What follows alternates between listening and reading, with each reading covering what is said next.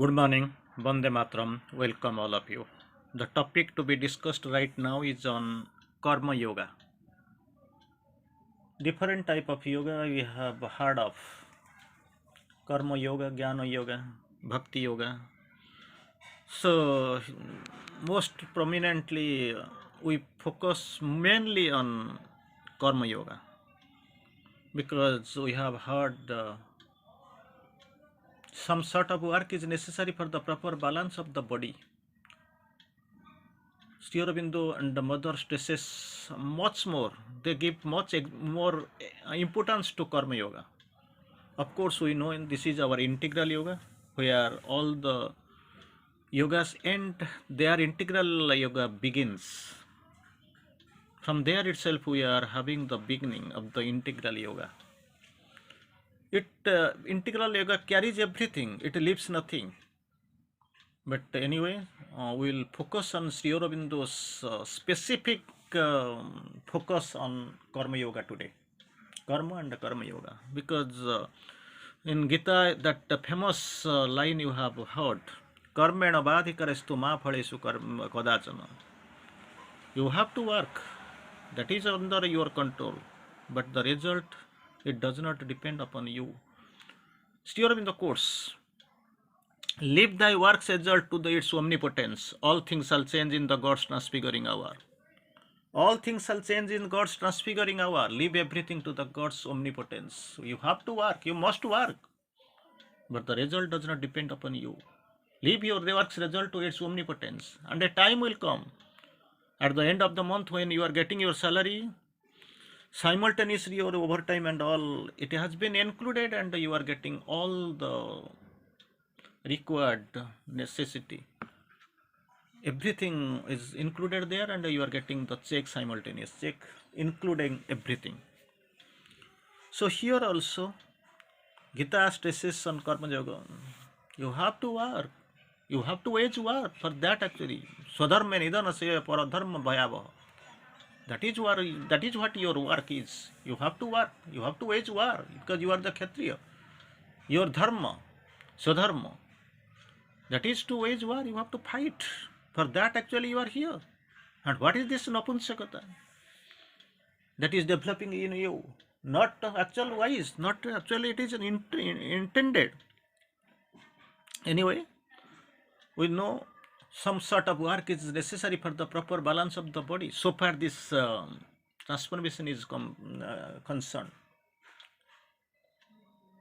For the transformation, body needs some work. And Mother is having a nice message, nice observation through her meditation. Let us work as we pray, for indeed work is the body's best prayer for the divine. When we pray, we get concentrated, single-minded, and we perform our duty. Same thing. Same way you have to perform here also. What is that? You have to perform and you have to concentrate. Let us work as we pray. As we pray, let us work. For you must know, work is the body's best prayer for the divine. Work is the body's best prayer for the divine. Anyway, it is time to switch over to Sri Aurobindo and Karma Yoga. Sri Aurobindo quotes, I don't know why you drag the humanitarianism, activism, philanthropical seva, etc. Three things. And the three great things Sri Aurobindo focuses upon. Drag in humanitarianism. Second, activism. Third, philanthropical seva. Why do you these things? None of these are the part of my yoga. People mostly they focus upon that way. Service to mankind is service to God. Sri Aurobindo quotes there beautifully. He serves the world that him the world may serve. There is a interest in getting the return. He serves the world that him the world may serve. Pity, weakness in the breast, goodness, weakness in the breast, pity, laxity in the nerves, altruism, ego's other place, kindness, investment for return. That is what Sri Aurobindo categorically and openly focuses upon. So these three terms, great terms, humanitarianism, activism, and philanthropical seva, these are not the known of the power, these are not the part of my yoga. And in harmony with my works, you know it is helpful. In harmony with my works, so they don't touch me. They don't touch me even. They are not a part of my works, not in harmony with my work, and they are not part of my yoga, not in harmony with my works, so they don't touch me. I never thought, thought that politics and feeding the poor and writing beautiful poems should lead straight to the Vaikuntha and absolute. That is what the great thing. If you are doing that way, writing poems, beautiful poems, help feeding the poor and doing the politics, and with this you expect that you want to go to the Vaikuntha and find the absolute. Never, never. It has got no relation with my yoga. It is not the form of the work of itself and the mere activity, but the consciousness and the Godward will. Two things you must have. One is true consciousness. Second one, Godward will behind it. Are the essence of Karma Yoga. Writing poems, feeding people, doing politics, they have nothing to do with me. And the great thing, three great words like humanitarianism, activism, and philanthropical seva.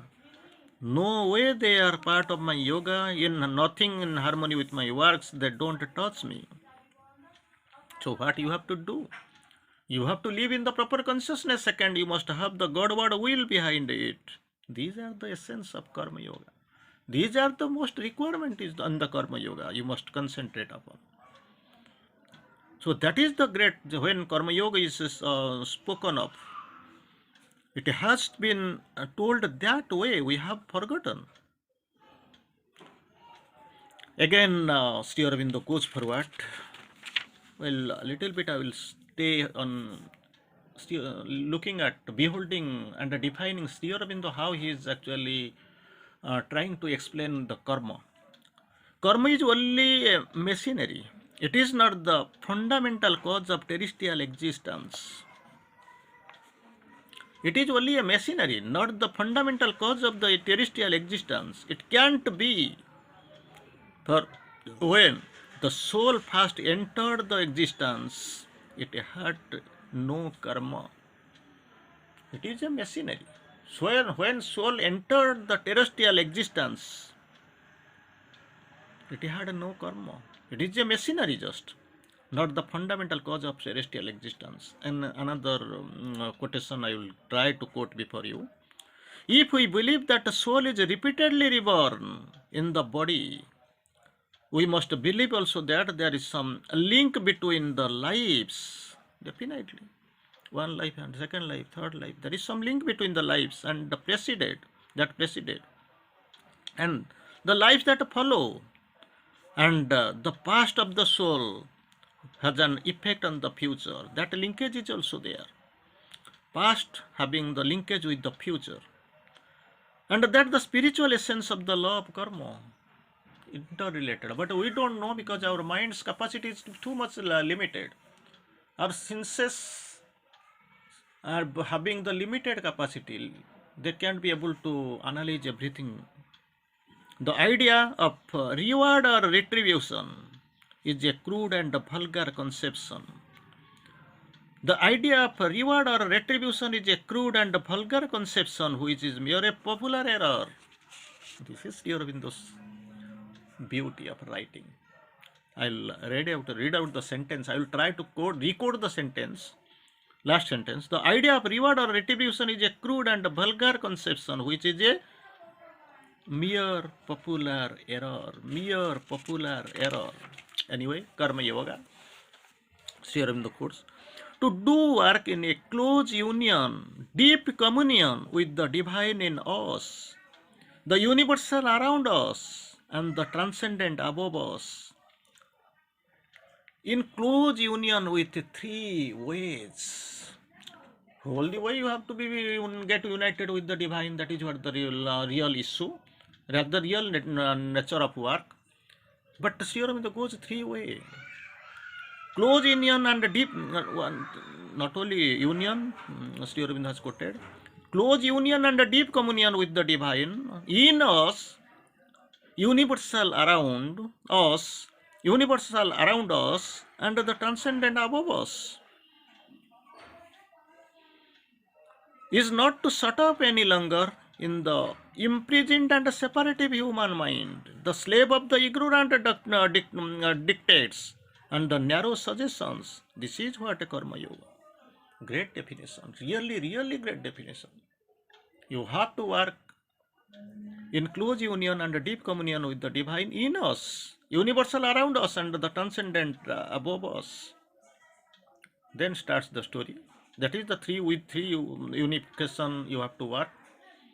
Not to shut up any longer. You are not going to shut up yourself any longer from in the imprisoned and separative human mind. Human mind characteristic is imprisoned and separative. Second, the slave of ignorant dictates. That is what. Third, the narrow suggestions. This is what karma. These must be not there. You must be in union, deep communion and close union with the divine in us, universal around us, and the transcendent above us. But being separated, not being in union with the separatist and separative and imprisoned human mind. Second, slave of the ignorant dictates. Third, narrow suggestions. You have to get rid of. That is what. Otherwise, you can't know what is the divine. And I have to work for it. These are the big things. You must be get rid of, and you must try to work in communion, deep communion, and close union with the divine. Divine above us, around us, and inside us. Divine in us, the universal around us, and the transcendent above us. That is what the requirement you have to do. And the here in the course, that is Karma Yoga. That is Karma Yoga. Again, that is Karma Yoga. But we think we are doing something is being done, we are doing, like these people came and met Vivekananda and told. Somebody is telling, okay, some work is being done, I am coming working, because I don't have anything to do, okay, some work is being done. Second, they are taking away all these things, and I have got some problems with me, I have to fulfill. As I am here, I am coming to work here. Third, okay, no, it is some divine work is going on, and I am here in the church, I am helping something like a Gunduchi here, in the Gunduchi that helped in the Satubandha. I am here offering my contribution. It is divine work, this is great work. Just imagine, same thing, same village, same type of work, but actually same caliber people, but their thoughts and feelings are different. Their attitude is different. And finally, Sri Aurobindo quotes, to work in obedience to the divine command, and eternal will, universal impulse initiated by the transcendent compulsion is not run under the whips of the ego and need and passion and desire, and not to be guided by the pricks of the mental, vital and physical performances, but to be moved by the God only, nothing to be closed, nothing to be confined to the mind, vital, physical, passion, desire, ego, but only the divine, only moved by the divine, by the highest truth only. This is Karma Yoga. Nothing to be confined to the ego, sense organs, physical, mental, vital, whips of ego, passion, desire, compulsion. As I have given the three examples like this, but only It must have the movement with regard to the God only, moved by the God only, by the highest truth only. That is the Karma Yoga. Very fine, nice example you must know before performing, because we have the doubts, confusions that we must get rid of. Thank you for now.